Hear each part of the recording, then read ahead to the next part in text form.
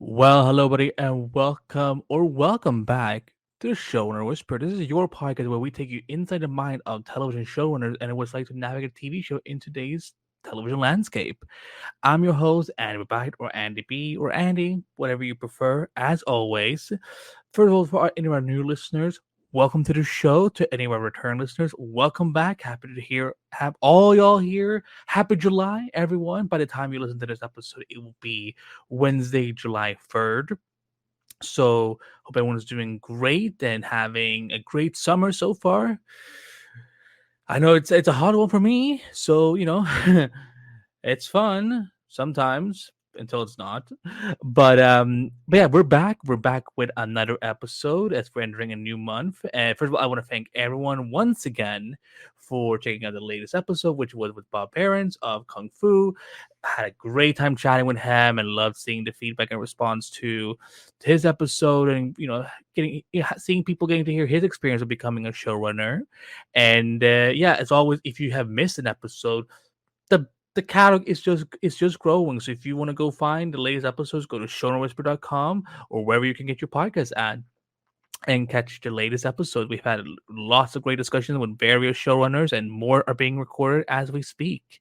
And on this one, we're doing a little special format again. We're doing a two-parter because a few months ago I had the great opportunity to chat with Mr. Mark Guggenheim, who, for everyone who's followed me, I have covered the DC TV Arrowverse for a long time, and so his name should not be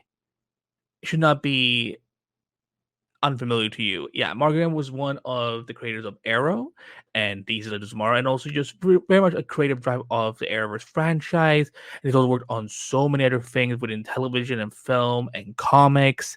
And we had a really great extended conversation that I felt, what, let's just split this up into two parts.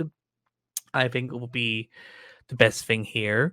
And I do want to give a little disclaimer first, because I know there's a lot of, including myself, a lot of listeners out there, who who've dealt with some really painful things in our lives, and I want to give a little bit of a content warning that we do at one point in the episode discuss mental health and self harm and suicidal discussions. And I want to just give everyone that little preparation so that it doesn't catch you off guard or triggers you. Because again, I know it happens to me.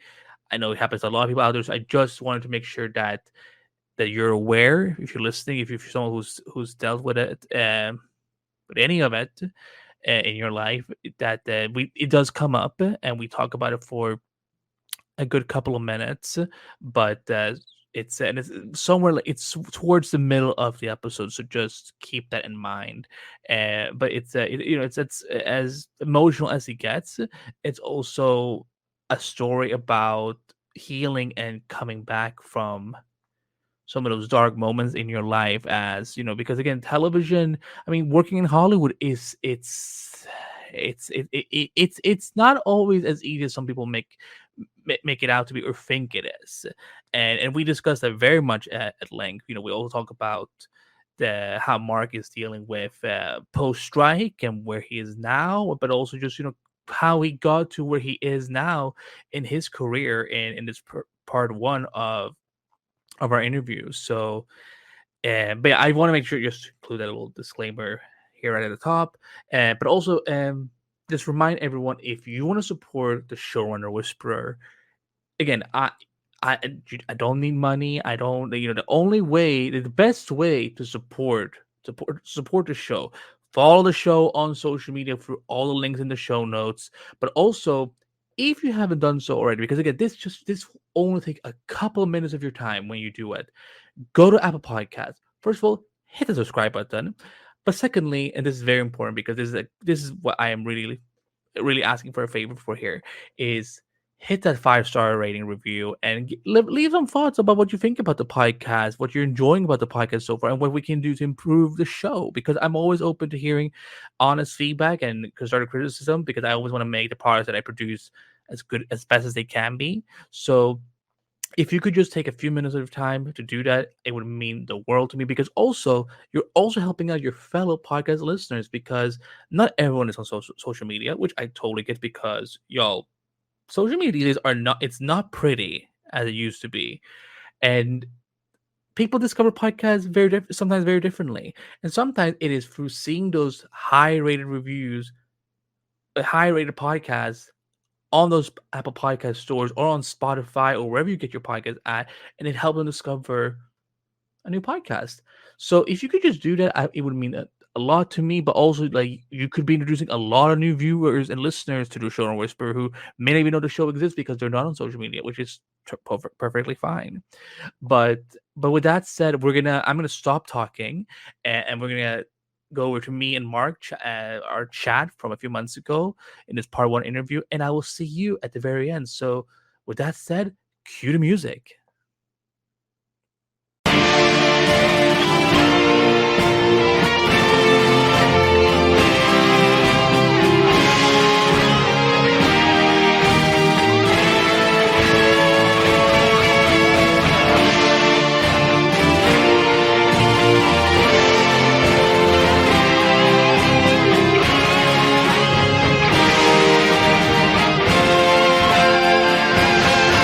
Something I've been doing with all my guests I've talked to recently is kind of check in with them and see where they are right now in terms of after the strike, because you guys, wow, 2023 was not easy at all. So No, where no, are you right now with after all the negotiations and finally landing the deal, or where are you at with it today?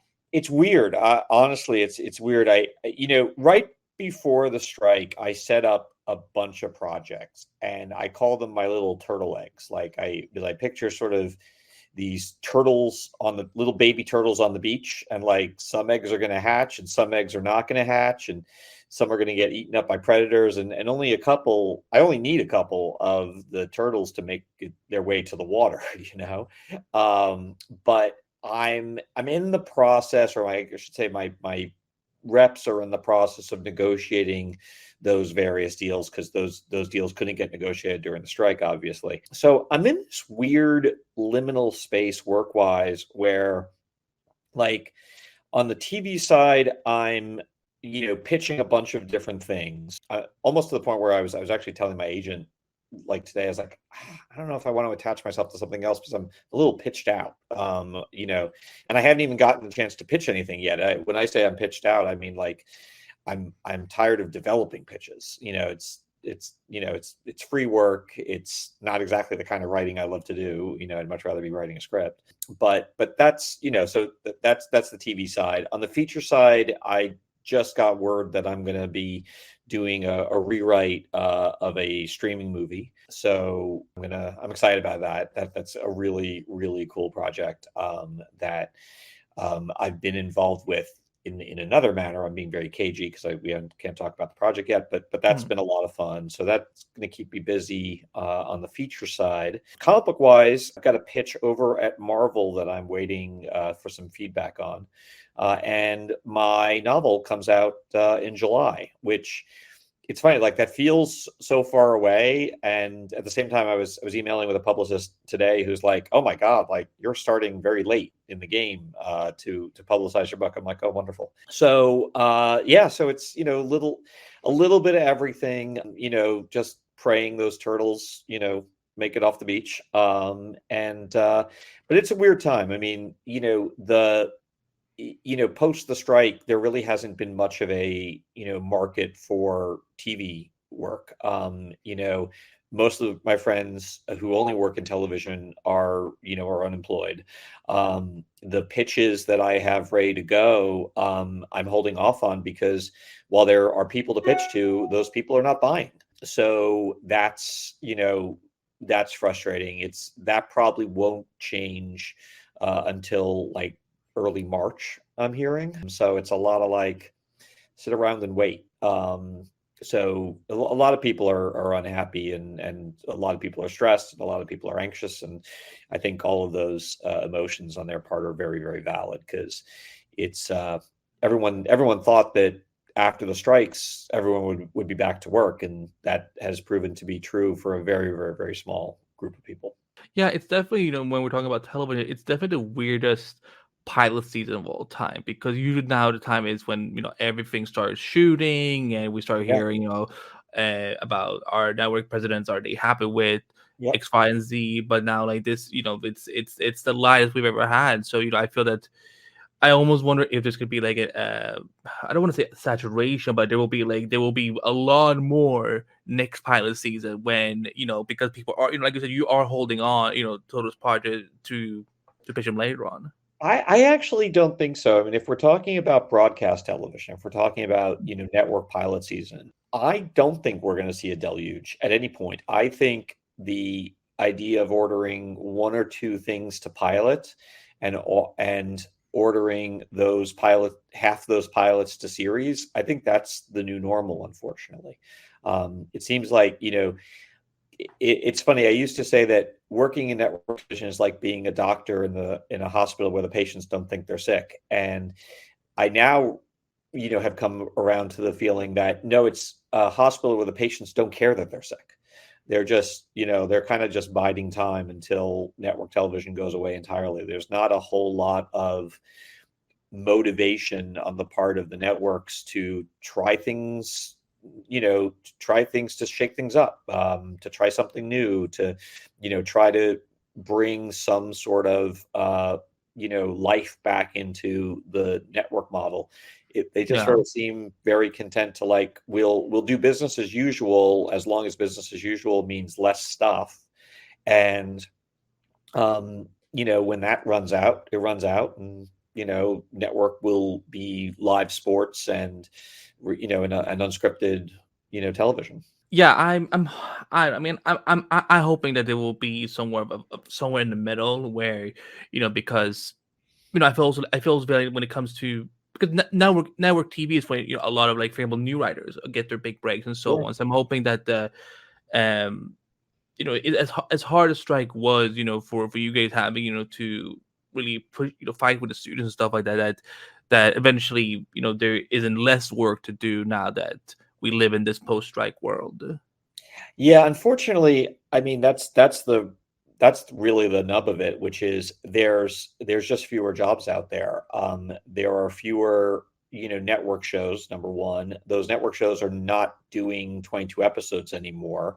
Fewer episodes means smaller staffs. We sort of set a floor as a result of the strike, and that's good because Lord knows that floor was getting lower and lower and lower. As good as the floor is, it's again, it's just a reflection of the shorter the order, the fewer the writers, and thus the fewer jobs. It's tough out there. I know a lot of people who are they're struggling with this new normal, because it's everyone used to be accustomed to having, multiple seasons of 22 episodes apiece. And those, it's like Bruce Springsteen wrote, those jobs are going, boys, and they ain't coming back. Yeah, no, I cannot wait for the Gen Zs to listen to this and be like 22 episodes. I thought everything was 8 episodes, 1 hour long on streaming. It's like no, like when I was growing up, it was always like 22 episodes, or if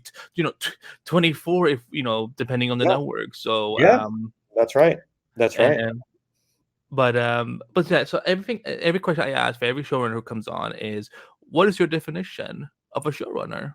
I always describe it as a TV show is a small corporation, that employs anywhere from 200 to 500 people, and the showrunner is the CEO.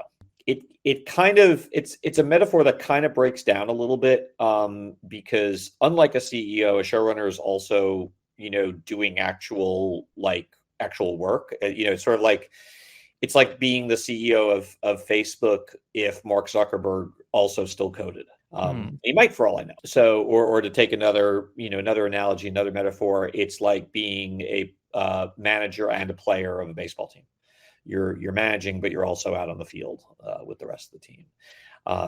So it's that's sort of how I come to describe it to people who are not familiar with the industry. And because I know you and I were both passionate about comic books. If someone picked up your issue 1 of your origin story of how this all began for you, what does that origin story look like for you? Um, well, nerdy, unpopular kid, growing up on Long Island, who always loved comics, whose dad owns or owned an electronics store. So we were the first people on our block with a VCR, a video cassette recorder machine. And as a result, I got access to a lot of, a lot of movies, watched a lot of television, read a lot of comic books. That was sort of the foundational experience that I had. And then in the world of writing, like, do you remember? Do you remember when you first came to LA and when you first like got into the world of what was it? Did you start writing for movies or TV? Where did that start? So when I moved out to LA, I already had a manager and I already had, a spec feature that had gotten me a lot of fans around town. It would ultimately go on to sell once I moved to LA. But I really wanted to work in television. That was my main goal. And um, I came out and I wrote my first week in LA. I wrote a writing sample. I wrote a spec West Wing. This is in the middle of the first season of the West Wing. That got me my first gig. It got me a job on a show called The Practice, which was about Boston attorneys. And it was going into its 5th year. And David Kelly, the creator of the show, he wanted to hire first-year writers who used to be lawyers. So it was very much the definition of, right place, right time. Um, I don't think, I don't think I'd be able to break in that way today. It doesn't seem that path in doesn't seem to exist anymore. It seems now breaking in is all through the assistant ranks. I could be wrong, if it's like specific of being a doctor or a lawyer, some sort of, particularized, profession or skill set that the show specifically deals with. Maybe there are other ways in, but for me, it was very, very lucky. Because he was the first big showrunner you worked with, what were some of the takeaway lessons you still remember having worked under David's time on The Practice? Well, it's funny. David is a very unusual showrunner. By his own admission, he'll tell you he doesn't like to run a room. So, he thinks through his pen. He isn't even like heavily involved in he isn't even heavily involved on the production side of it. David Okay. has sort of, I think David's favorite thing to do is to write. And what he's done, I think, very effectively and very intelligently is create an organization around him that maximizes his ability to focus on the writing. I also think, quite frankly, it doesn't hurt to be David Kelly. This is, when I came onto The Practice, David had, he already had like a gajillion Emmys for LA Law Fences. He had just won the best drama and best comedy Emmys in the same year for Alan McBeal in The Practice. And this is a long way of saying it's not like he got on any notes calls. Hmm. He didn't spend his time, on the phone with the studio, on the phone with the network, then doing rewrites on scripts based on the notes. It was like, no, then the scripts came out. Those scripts came out, and that's what you were shooting that week. So, I think, this was also early aughts. So I think the nature of television in general has changed. Back when I started off, there weren't story areas. You might do an outline for the network and then write the script, but there's so many more layers of deliverables and layers of notes now, to the point where I don't think show running is a one-person job anymore. I think it really does require 2 people, either a co-showrunner or at least a strong co-EP who can, help handle all the thousands of hours of notes. That alone is dealing with that alone is a full-time job. So would you say that when you came on to when you went on to create Eli Stone, that you kind of came into the gig as a showrunner kind of fresh. You kind of had to like navigate your way through of discovering what is it like to be a showrunner. Well, it's funny. Eli was the what I explain what I like to say about the Eli experience is it's when my dad was teaching me how to ride a bike. He would have me pedal and he'd hold the back of the bike and we'd go down the road, and at some point he'd take his hand off the back of the bike and I was riding the bike and I didn't know often when he was taking his hand off. And Eli was a bit like that, because what happened with Eli was this is especially true in the second season. Greg Berlanti and I and Michael, along with Michael Green, had set up Green Lantern as a movie at Warner Brothers, and Greg was attached to direct at the time. So, slowly over time, I noticed, wait, Greg's not in the office.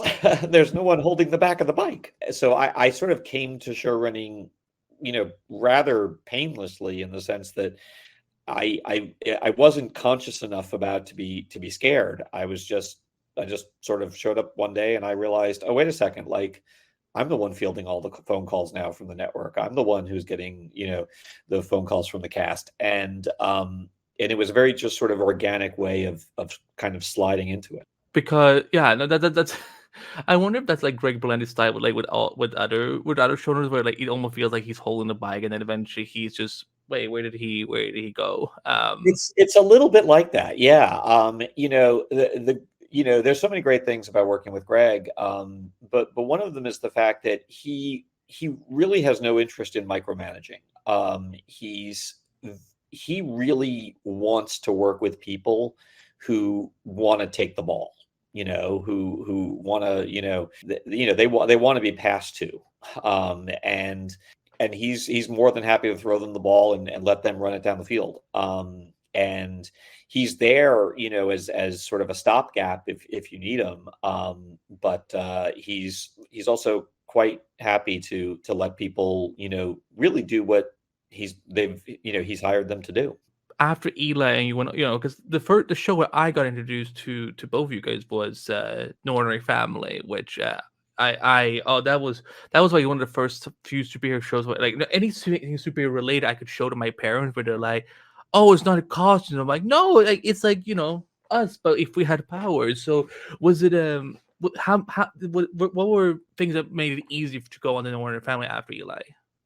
Well, it's funny. In between the two shows, I had after Eli was canceled, I signed an overall deal with ABC Studios, and as part of that deal, I then worked on a show called Flash Forward with David Goyer. And halfway through that season, I fired Flash Forward, and basically, didn't have a whole lot to do, until No Ordinary Family was ordered to pilot. And what happened there was Greg had co-created No Ordinary Family with a writer named John Feldman. And John had actually set up two pilots for ABC that year. One was No Ordinary Family, the other, I remember, was like a cop procedural. And John wanted to focus on the cop procedural. So they basically needed someone to, come aboard the No Ordinary Family pilot, do some rewrites, address some of the network notes in the script, and then see it through to production and then to post. And because I was under this deal at ABC Studios, and obviously I, worked with Greg on multiple shows by that point, it seemed like a no-brainer. I'm also, obviously a big comic book fan, so I responded to the idea of the show, and that was a great experience. Actually, David Semmel directed that pilot. We had a lot of fun prepping it and producing it. The cast was wonderful. The casting process was a joy. I really had a lot of fun working on that pilot. I was very, very proud of it. Because, so with all that under your belt at that point, when you went on to Arrow, which again, I mean, to this day, almost 10 years later, is it still, do you still think back thinking like, wow, like we really made a franchise out of this when because I know you and Greg said in a lot of early interviews that we never intended like the Flash was not even like something we had on our mind. We were just focusing on telling a great grand story about Oliver. But like 10 years later, how do you look back thinking like wow, like what a surprise all that became. Oh yeah, I mean, in so many ways that show changed my life, and I was not expecting that. I wasn't expecting that at all. In fact, the shows, it's very strange. Before that, the only show that I had been involved with from Jump that was a hit was Brothers and Sisters. And that was a show that neither Greg nor I created. Greg had come on to basically fix the show because it had some development problems at the beginning. Greg brought me on shortly thereafter. It was like, oh, you're growing grapes in a vineyard that you didn't originate. You're trying to make wine off of grapes that you didn't grow. Arrow was really like the first true success, like the first true hit for me. It was such a challenging show to do, particularly in the first year, that I was kind of like a horse with blinders. I don't think I truly understood and appreciated what it is we were doing. I was so busy just doing it. And it wasn't, I wouldn't say it wasn't until like several years in that I even sort of realized, oh, this is become like a whole thing. I remember getting a set photo from the Crisis on Earth X crossover, where it was all of the all the superheroes across all the shows in on the deck or the bridge of the Wave Rider, and I just sent it to Greg with the caption, "What have we wrought?" I think honestly it wasn't until that photo where you saw everyone all together all at once that I realized, oh wow, this is a whole thing. Because I tend to be someone who just sort of really just puts their head down and does the work. And I don't, much to my detriment, I think, I don't spend a lot of time thinking about what it means or, what's been achieved or not achieved. And I wish I did that a little bit more, because I certainly wish I did that more during the years of doing Arrow and Legends, because those were very special times, and they were special times for the industry. I think I don't think we could do Arrow today, certainly not the way we had originally done it. I don't think we could have done it with the amount of leeway and creative freedom that we had. It was a very, I think, special, unique time in the business, that that may not come again. Yeah, no doubt. I mean, because you've been seeing probably as much as I have about the CW. Just, I mean, because I grew up with the CW from 2006 Yeah. when I was basically still a kid, and now seeing that it is nothing like what we used to know. Like Mark Pedowitz is now gone. Like most of the, if not half or more of them are the people who made CW what it is now gone, and the shows are gone. So I think you're definitely right. It definitely, if it was today, it definitely would not have happened the same way. No, it was a unique circumstance. I think the combination of Warner Brothers led by Peter Roth and CW led by Mark Pedowitz, that itself was unique. I think Mark and Peter they are not typical network and studio presidents, and I mean that in the best possible way. I think it also helped a lot that Greg had produced Jack and Bobby and Everwood for Peter at Warner Brothers, and Greg and I had both worked with Mark Pedowitz on Brothers and Sisters and No Ordinary Family and Eli Stone at ABC Studios. So there was a lot of trust, and that trust went both ways. Like, if they had a note that we didn't necessarily agree with, we trusted them that they were right. And if we wanted to do something that seemed crazy, they trusted us to do it. And just that level of creative collaboration between production, network, and studio, that's pretty rare, and I think it's especially rare these days. So I think again it was part of that special sauce that helped us, make what we ended up making. Take me back to that first season of what is a challenge that people don't know that you guys had to that you had to juggle as a showrunner of, because the show was, I mean, because we're going back into 2012 where with this became the number one hit on the CW in terms of ratings. Critics were eating this all up. I was I was eating it up. So like so I imagine that the pressure must have been a little higher for you as helping running the room and everything. So what hurdles did you have to overcome in season one? Well, I mean, I'll tell you, I don't know if we have that kind of time. Well, first of all, like in terms of pressure, shortly after the pilot got ordered to series, Peter Roth took us out to lunch and basically laid out for us in incredible detail the reality that if Arrow wasn't a hit, there would be no more CW. So it was like, oh, so the pressure of having a show and keeping the show on the air, that's one thing. But now we also have the pressure of keeping the whole network on the air. Oh wow. That's another thing. In terms of hurdles, I'd say there were two things. Well, first of all, for me personally, I was running the show with Andrew Kreisberg, who we now know or has now been made public is not the greatest guy, and that was a personal challenge for me.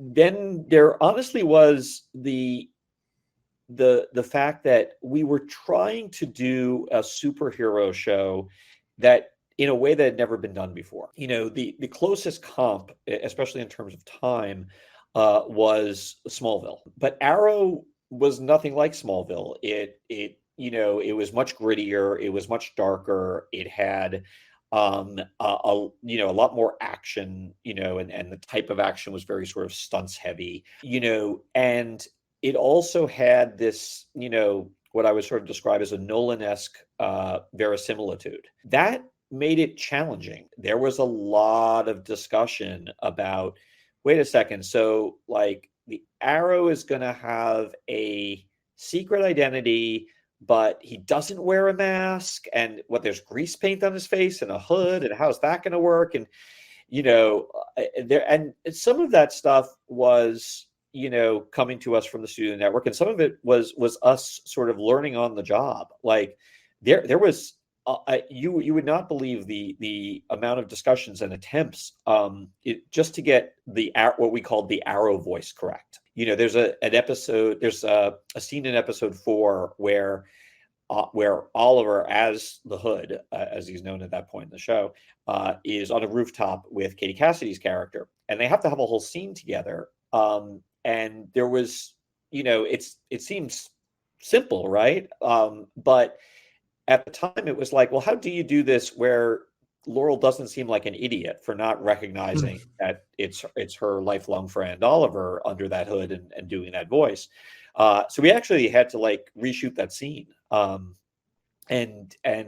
we made several attempts. I remember actually going up to Vancouver and actually recording Steven doing a variety of different Arrow voices Oh on wow. my iPhone. And then taking that back to Burbank and meeting with the studio and the network and basically playing them for the studio and network executives and saying, we've got to pick something and we've got to stick with it. So everyone's got to be happy with whichever voice we go with. We all have to sign off on it, because once we tell Steven, this is the voice you're doing, that's the voice he's doing, and we're not having him redo it. So it was stuff like that. It was, we had the flashbacks, which was really like producing. I used to say, like, the first 5 seasons of Arrow with the flashbacks was really like producing 1.5 shows. The flashbacks were their own mini show. They took place on completely different sets. Usually those sets were not on location. I mean, sorry, but they were on location. They were not standing sets, with a completely different cast for the most part, completely different costumes. That provided a very, very, very interesting challenge to us. I realize in hindsight, what I should have done was call up Damon Lindelof and asked him how he did it on Lost. But it never occurred to me to do that. We just sort of, like I said, there was a lot on the job. So a lot of it was like figuring out really like, we always knew what the show was, but we never like, it took us a while to figure out how to make the show we were seeing in our heads. The first, apart from the pilot, which had no reshoots whatsoever, episodes 2 through 8 all had reshoots, some measure of reshoots. It wasn't until we got to episode 9, the mid-season finale, where I remember watching that particular cut in Greg's office with Greg, and we both turned to each other at the end of the episode and like just let out this huge sigh of relief that we were like, there aren't going to be any reshoots on this episode.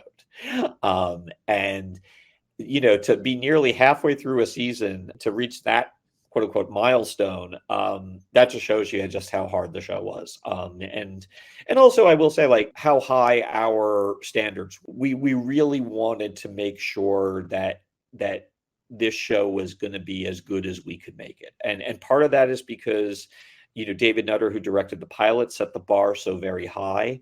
Part of it was, Greg and I were still smarting from the experience of Green Lantern. Part of it was we just love this character so much. We wanted to make sure that we were, putting him out into the world in, the best possible way and in the best possible light. You brought him up briefly, and I if you don't want to talk about it, it's perfectly fine. But because I now that we know what Andrew Kreisberg was capable of and so on, did any negative experiences working with him?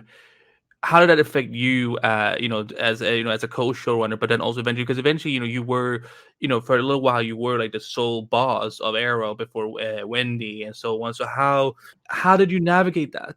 It was hard. I mean, look, I've written in my newsletter that I was seeing a psychologist and a psychiatrist, both of them once a week. I was, I had suicidal ideation. I am fairly certain my marriage was ended. Had one of us not left, had Andrew or I not left the show when he did. The hardest year, honestly, was season 3, and that was because Andrew had theoretically left to focus on Flash. So, one of the things Andrew was doing as a co-showrunner was helping me. We would each, we divided up rewriting the episodes. Suddenly I had to put all 23 episodes through my pen. So that like literally doubled my workload. And yet Andrew still managed to find a way to like throw hand grenades into the Arrow writers room. So that was definitely a struggle. And it was hard on the staff. I mean, the staff, we kind of joke, not even joke, but like the writing staff had PTSD to the point where I think once Andrew left the franchise, which was in the middle of Arrow's 6th season, the rest of the season, a lot of our emotional energy was spent on just sort of processing everything that had happened in the previous 5.5 years. And I think it took it took almost half a season for us to kind of get our mojo back and be able to move on. But I think television is hard. Making movies are hard. They're hard enough on their own. I think it's particularly bad when you've got I wouldn't say an outside force. It's really like an inside force, or like a third. When you have someone who is making the already difficult process miserable. I will say, like, I think the Arrow writing staff, they are some of the best writers I've ever worked with. They made it all possible. They were the ones who like made the show what it was. They had, I think, as much of an affection for the show as I did, and they wanted it to succeed as much as I did. And that's a really remarkable thing. And truth be told, it's not just the writers. That was the cast. That was the crew. We had a crew.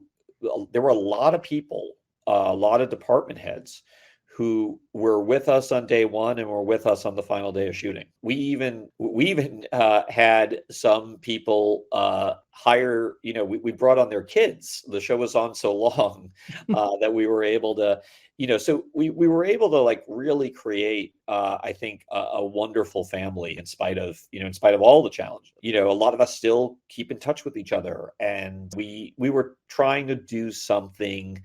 I don't want to pat us too hard on the back here, but we were trying to do something that I don't think had been done. No one had done obviously people had done superhero shows, but no one had done a superhero show quite the way Arrow was. And I think, again, David Nura set the bar very high.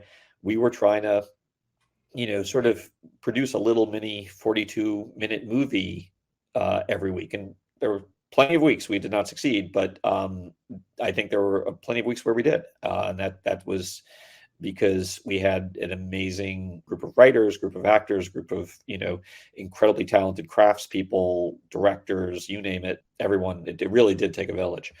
Sorry, I got very far afield of the question, but I think, I think everyone was justifiably proud for the work, proud of the work they did. The show would not have been what it was, but for the contributions of all these people. Hey, how you doing, party people? Let me whisper in your ear.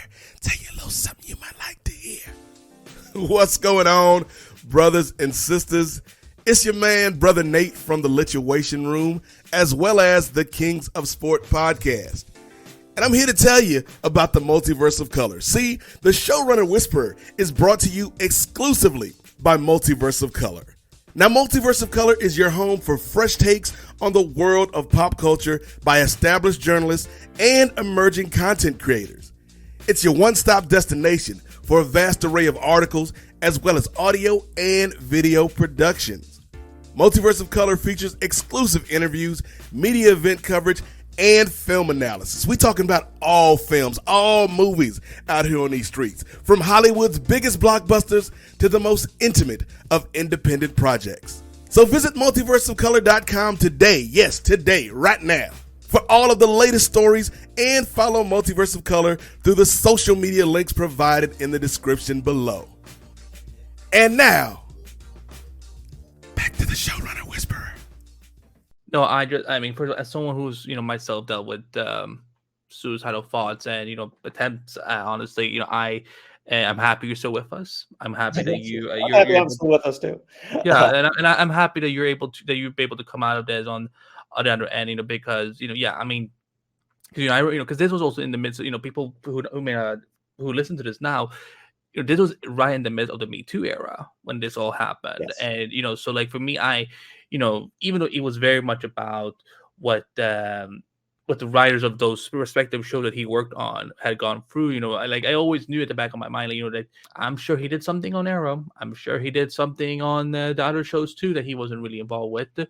And so, but yeah, so I'm despite everything, I'm sorry you guys, you and your colleague had to go through the landmines that was his presence, but and to see what he did wrong as a showrunner, for me, I imagine that must have also made it easy for you to know, like, okay, I need to make sure that this never happens under my watch, because once you're doing Arrow and then also Legends, I imagine that must have been an active thought on your mind at that time.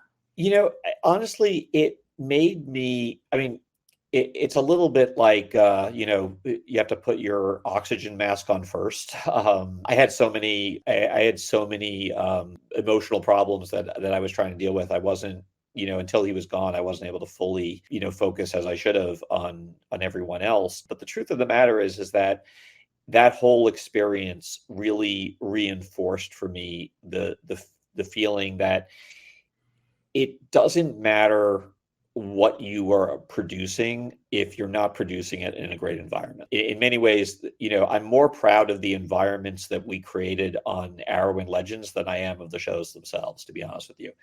Particularly Legends. Legends was such a challenging show for completely different reasons than Arrow was. In many ways, Legends was challenging, partially from a production standpoint, because it was the first team, series we'd done. And it's like, well, how do you, it's one thing like Flash, he runs fast and they've got a system in place for how to produce that. But we've got, a character who turns to steel. We've got two characters who have wings on their back. We have, a character who his head is literally on fire and he can transmute any material into any other material. Like, I mean, an insane, cold guns, heat guns, you name it. And like, how do you produce all that with basically, how do you produce, 5 different sets of superpowers at least on the same budget and the same schedule that you have for shows that have one superpower? I have to say, like, and we also went straight from, presentation pilot to series. So that had its own challenges. And I have to say, it took, it took a little while, but once we sort of locked in the show creatively and locked in the show production wise, that set was the most fun set to come to. Like, the actors they all loved each other. Not that that's not true on other shows, but they had a special bond. And it was a special bond that I think really showed up on screen. It was just like, it was so just delightful to come visit that set. I can't, put it any other way. Like I said, I think it's all about, it is a family type of thing that you're always chasing, I think, as a showrunner. Like, how do people feel like this is family? And we were also very lucky, I have to say, that both shows had such longevity, because in that longevity you have a lot of opportunities to grow people's careers. We had, Beth Schwartz being sort of the test case. She was our writer's assistant on, she was the writer's assistant on season 1 of Arrow, and by the end of the show, she was running the show. And she's not the only success story we had like that. We Amelia Aldrich, we had a lot of people who came to the show up through the assistant ranks, and that's also true, by the way, on the crew side. You had people who start off as assistants and move up the ranks of the crew. Like I said, we even had a couple people who were able to hire their kids, and you only can do that if you're going for 7-8 years. And it's funny, we were talking earlier, again, I'm sorry, I'm getting far afield, but No, you're good. We were talking earlier about, the contraction in network television and how broadcast TV is and what it used to be. It's not just the number of episodes per season, it's the number of seasons. You see, no streaming show is going 7 years, 8 years. That's you're lucky if you can get 3 seasons out of most streaming shows. I think that's really, it's definitely, I don't know if it's to the detriment of the audience, though I could make the case that it is, because I think television is designed for long form storytelling, and 2 years is certainly less long form than 7 years. But you're to the detriment of the growing of careers, particularly writers. But it's funny, even not even just writers. Like, I'm thinking, like, we had a lot of directors who came out of the camera department, who came out of the editorial department, who directed their first episodes of television. You got stunt coordinators like James Bamford. Exactly. Like, you're able to provide those opportunities to people because because you're allowing people time to grow into the positions that they're ultimately going to go into. So I don't know what the solution is, to be honest with you. I think a lot about this, like, okay, well, how do we fix this? Because the pipeline is broken. I don't know how to fix it. And the strikes were not entirely about this, but not entirely not about it either, if that makes sense. I spent an inordinate amount of time thinking about the problems of the industry and if there are ways to sort of fix them, because it's only by allowing people to grow as artists that you get the best product, that you get the best TV shows and the best movies and the best seasons of television. And I think we continue down this path without an alteration, without a course correction, at our peril. Can you talk to me about, because again, I during my career as like growing up as a journalist and whatnot, I remember when I had to start hearing about showrunners, they also have to they have their bosses they have to listen to in terms of like studio notes and network notes, and in your case also you had to you have a third boss with something like with DC.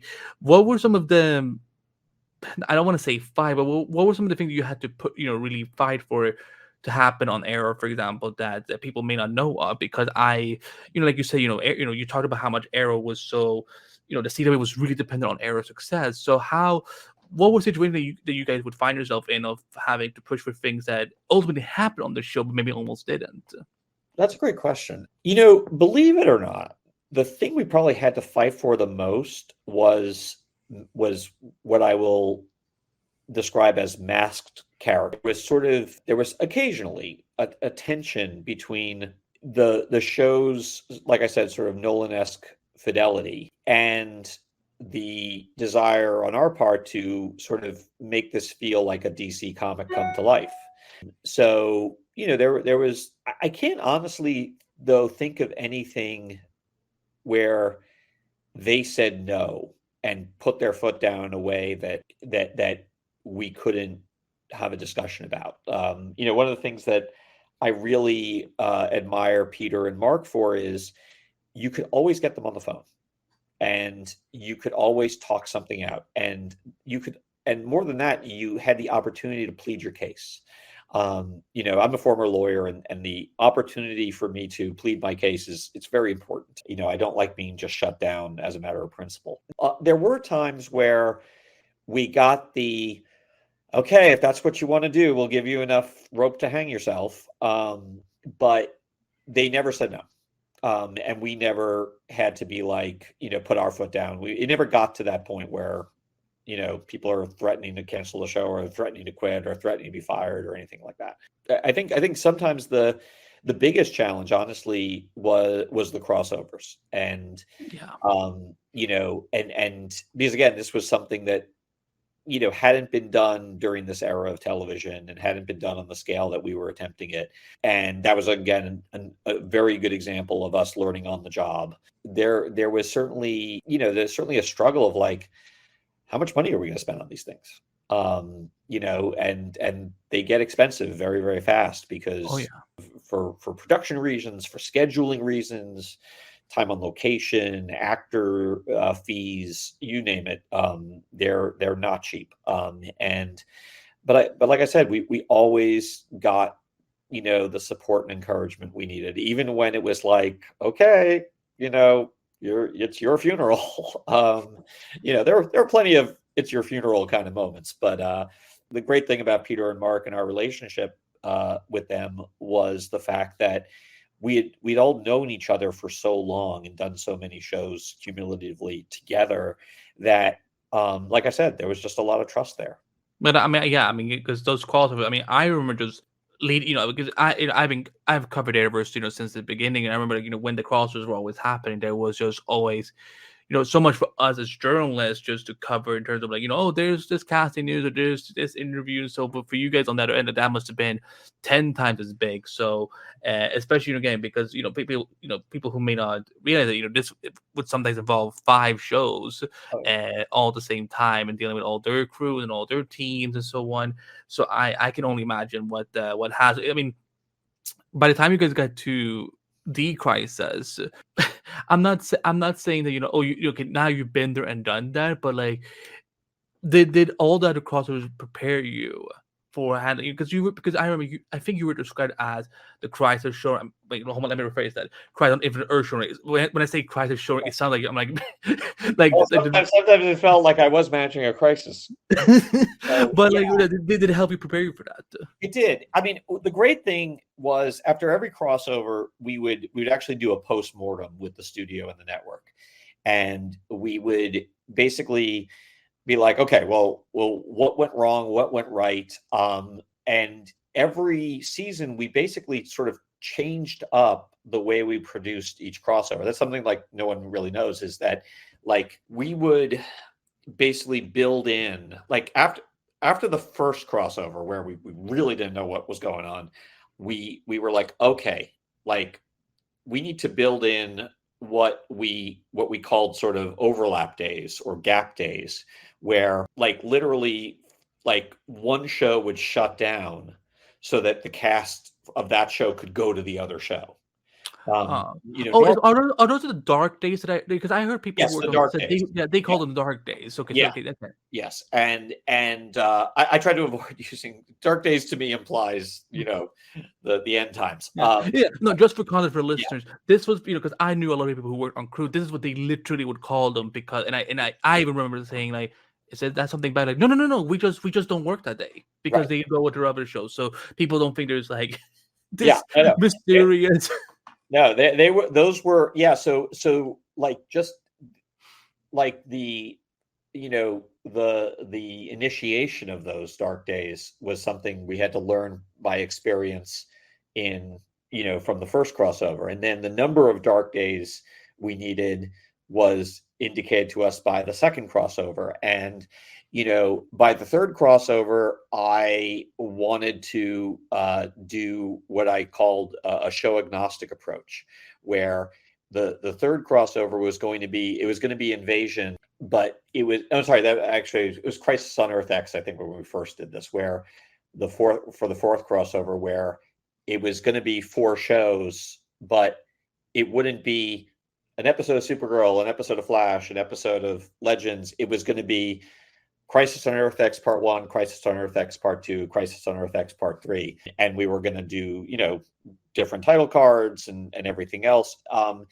It was just these like little things of like, okay, we've done this before. What did we learn? What did we learn creatively? What did we learn logistically? I remember like Elseworlds was an incredibly pleasant and easy crossover. It was easy to break. It was because the tone of it was lighter. It was, Oliver and Barry doing the body swap thing, but also part of it was Crisis on Earth X was so difficult. That was incredibly challenging. And it was particularly challenging on the cast because the idea of evil doppelgangers sounds wonderful on paper until you realize that, wait a second, all those actors have to basically play 2 roles now. We've literally doubled the amount of screen time they are getting. If I thought scheduling across 4 shows was hard before, scheduling across 4 shows when a good chunk of that cast has to appear as 2 different characters, it's just, honestly, like, in some ways, Crisis on Earth X was harder than Crisis on Infinite Earths, but only in some ways. Because again, at the time we didn't know that this was going to be the last crossover, because again, no one was ready for the pandemic, Right. and we weren't ready for again, also the CW just starting to kind of like unravel on itself. But I know you talked a lot about Crisis on on your newsletter. I know there was a lot of discussion last year of like things you had to do that people didn't know about for Crisis for it to happen. Looking back at it, are there things that you wish you could have done differently? Oh God, yes. Oh my God, so many. Truth be told, I don't think I've ever produced a single hour of television where I haven't wanted to get something back and try again. Fair enough. For Crisis, that's definitely true. It's funny. It's the 5th and final hour that I struggle with the most in my head, because we unfortunately we had built in 2 days of shooting for the climax with the Anti-Monitor, and unfortunately, sometimes the weather gods cooperate with you, and sometimes they really screw you over. And we got really screwed over by the weather. It rained, like poured on day 1, and it was clear on day 2, so nothing matched, which basically meant that like day 1 was completely unusable. It was the end of this big thing, and it wanted to be big, it wanted to be epic, and it always feels small to especially compared to the previous 4 hours. And it's not like people think like, oh, they ran out of money. It doesn't work that way. All these things are being written and shot at the same time. It's not like it's not like we we shot 1, then 2, then 3, then 4, and just had no money by the end of the thing. It was, we just logistics, especially it's funny when you shoot in Vancouver. Oh, You'd be good old Vancouver. I mean, I love shooting in Vancouver. I love the people. I love the crews there.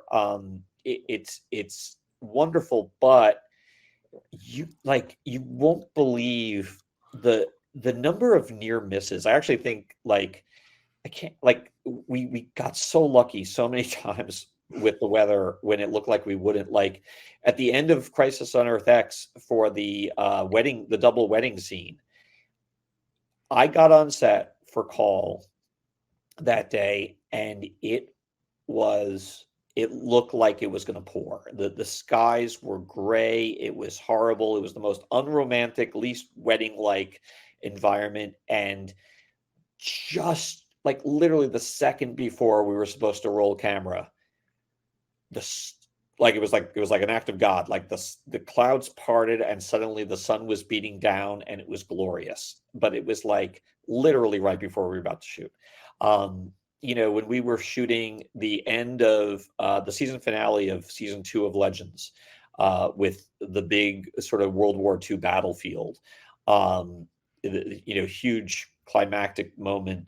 It had snowed the night before, and it was covered with snow, like covered with snow. Really? Yes. And I gotta say, Legends producer Val Stefoff is one of the all-time best line producers I've ever worked with. This guy works miracles. In this case, he worked a literal miracle. He got hot water trucks out to the location and basically sprayed it down, and like between shoveling and melting the snow and everything. You watch that episode, you would never know that like literally an hour before we were scheduled to shoot, it was Oh, wow. it looked like a blizzard. Just a lot of that kind of stuff. So I mean, overall I can't complain. I think we got lucky far more often than we got unlucky, and certainly far more often than we deserved. But for the end of Crisis on Infinite Earths, that still vexes me. There's a lot of there's a lot of like, just to make that sequence work, there was like a day of reshoots. There's CG. There was I mean, you name it. Like there's a lot of there's a lot of spit and baling wire holding that climax together. So that's definitely an area where I'd like to have a gimme. I go back and forth myself on, did we have too many cameos? But I think in many ways the reason we had so many cameos was we didn't know how many we would actually get. It was a little bit like the way you book a plane, and you sort of have to overbook the plane because some people are not going to show up. Well, this was like when you go to the airport and they're offering free tickets to people because everyone showed up. I would describe that as a quality problem. The sequence at the end of the whole event, when I always said it's our going around the horn sequence where we see the reconstituted multiverse. I don't think people realize how hard that sequence was, because every single actor who appears in that needs, not only did I have to get approval from the various shows, every single actor had to sign off, and every single actor had to be compensated, which meant that I had to negotiate, I forget how many deals it was, call it 15 different actor deals. And each time, it was like, okay, I basically I had to set a rate and hold to it, because if one actor wanted more, then I'd be, I wouldn't be treating all the actors fairly. If one actor wanted more than I had budgeted, it would suddenly become, multiply that over 15 actors, and you start to see the problem. That was, I mean, it was like a labor of love, but man, I was like on the phone constantly. I had like a whole little spreadsheet between contact, information, like agents, managers. There were some actors who really needed to be talked into it. It was, like I said, I had to talk to every showrunner. Getting Swamp Thing was tricky because the show wasn't even, the show had been canceled by that point. Footage from the Green Lantern movie, you name it. It was challenging. Doom Patrol, Titans, Yeah, and by the way, the Doom Patrol thing was amazing because that was like, just sort of B-roll that they had, and it was like perfect are you because kidding me? yeah, Like really, wow. yeah, it was perfect because it's so in their in character for them. in character, in a way that was very true to the spirit and the tone of that show. I mean, truth be told, of everything that's in Crisis, the going around the horn sequence might be my favorite. Down to Brandon doing the Superman the movie flyby, and with the John Williams score, it's like just things that I never could have imagined we would get to do. No, I will admit it. I mean, I, as a huge nerd, I mean, that's one of the scenes I will, go and rewatch over and over and over again because, first of all, Blake Neely and his team of composers, they're freaking goats for, again, like, because, that's why I feel like we really got the Arrowverse Justice League theme, but just, but then seeing all of the other shows again, like because again, because I knew that of course they're not going to blow up the whole multiverse. Of course it's going to come back somehow. But if we actually get to see, I mean, you guys, I remember the night when Twitter like basically lost their shit for about, excuse my language, because when Stargirl popped up, they're like, wait a minute, what? We get to see actually Stargirl before the show was actually premiered, right? And I will say, like, again, that was such a great example of the way all these showrunners from non-Arrowverse shows all came together, and and we're just on board. We're just they wanted it to be great. Blake, he worked with a live studio orchestra, which is not typical for television, certainly not network television. Bringing in, ringers from rock bands, literal rock bands, to play on this. It was a labor of love for everyone involved, and everyone went the extra mile. Everyone knew that you get one shot at this. And when I say that, I'm not talking about like only comic book fans. There are a lot of actors and showrunners and directors, and crew members who are just, they're not comic book fans. They love the shows and they love the stories that we're telling, but they don't have the reverence for the original comic as some of us do, and yet they were still so invested by what we were trying to put on film, that you had a lot of people doing Herculean work under challenging conditions and tight budget constraints, to literally pull off magic. I feel like if you the bitter truth of doing television and film is, if you do it right, no one knows how hard it was. I wish people could know just how hard everyone involved worked.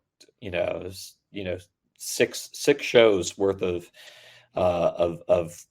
cast and crew and producers and writers, and it's a lot of people working extremely hard for a lot of hours. No, but I mean, when you were telling me about how you had to get permission, for that big, post multiverse sequence, I always imagine, they just go to Warner Brothers TV and just ask for permission. But no, it's like it's all the people who work on those shows. Is that probably why we didn't see something like Smallville, like in like the post? Because I know you have to come out on Twitter and be like, "Don't worry, they're fine. We didn't kill them." It really was. I don't know. Why didn't we have Smallville? I'll be honest with you. First of all, I think it was two reasons. Number one, it never occurred to me until I got the question on Twitter that people would think we did blow up the Smallville universe. So part of it was that, and part of it was we obviously seen Clark and Lois in episode 2. For the most part, the going around the horn was to see all the universes and all the characters that we didn't get to see.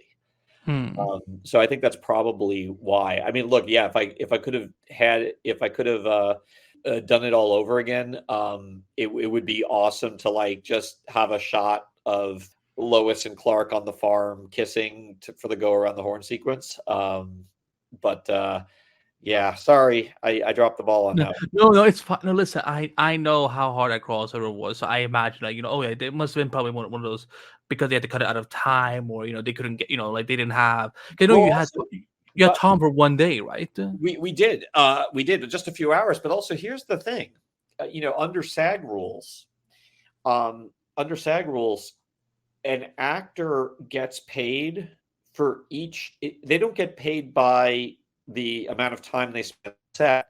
They get paid by the number of episodes they're in.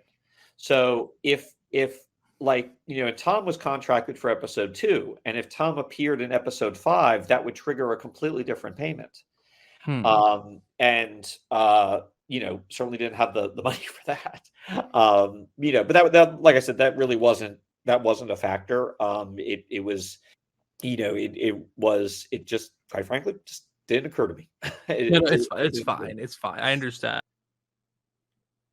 And that's gonna be it for part 1 of my chat with Marc Guggenheim. It was, as you could hear, it was a lot of things to cover, and we got lots more in part 2. So look forward to that on later this month, on Wednesday, July 17th is when part 2 will come out.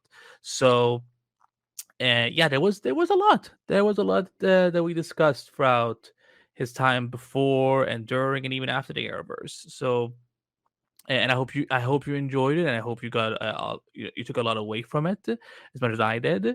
And yeah, again, if you're enjoying these conversations, look forward to more. More of it is coming. But that's gonna be it for episode 8, y'all. Oh, God, we're almost at episode 10. It's crazy, y'all. Let's go. Let's go.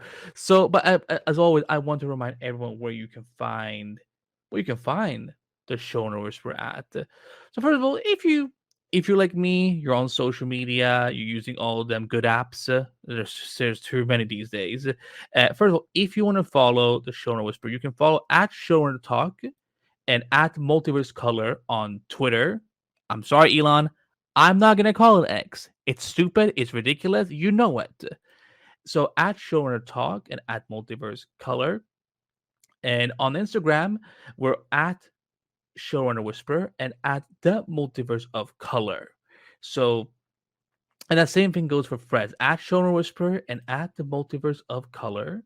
And then if you love good old Facebook, and if you're old like me or whatever, and you can find us at Showrunner Whisperer on Facebook and at Multiverse of Color on Facebook as well.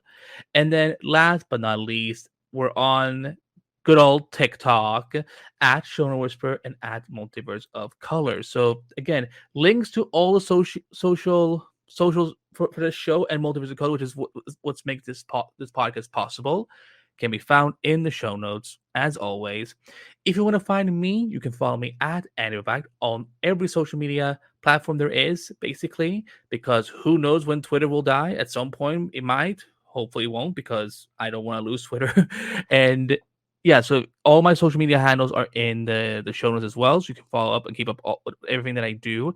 I'm a senior writer and an interviewer for ScreenRant.com, so I cover all the latest superhero news within television and film, as well as hot interviews for various films and TV series. So check me out there.